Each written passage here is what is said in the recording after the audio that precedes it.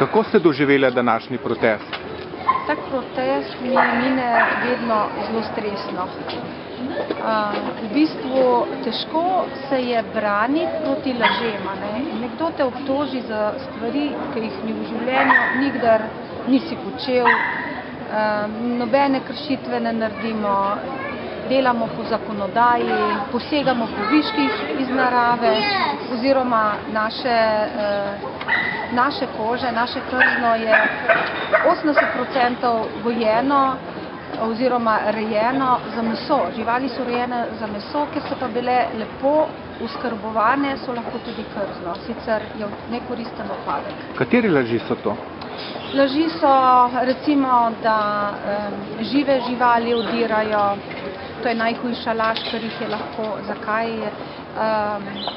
napadajo kmeta, ki edini 360 dni, 24 ur na dan skrbi za te svoje živali. In tak človek, ki mora imeti res rad živali, da dela z njimi.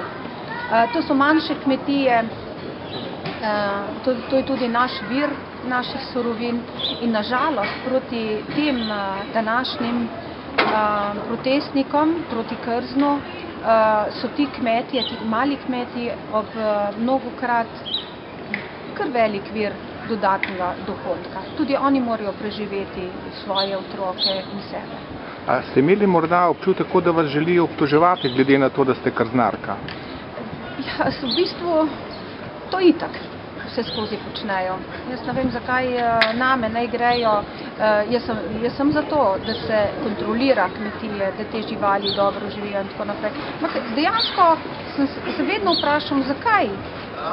Če bi bilo to res, da bi pri nas prodajali neke kože, ki so iz vrst, ki so ogrožene, o katerih govori tudi CITES, bi že zdavni zaprli trgovino, da je naša trgovina že 93 let brez enega prekrška. Ste imeli kakšne slabe občutke?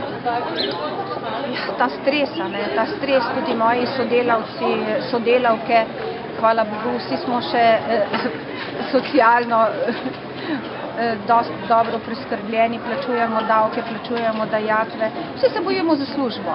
Službo danes ni tako enostavno dobiti. Kako se je odražal ta vaš stres? Ja, nespečnost recimo.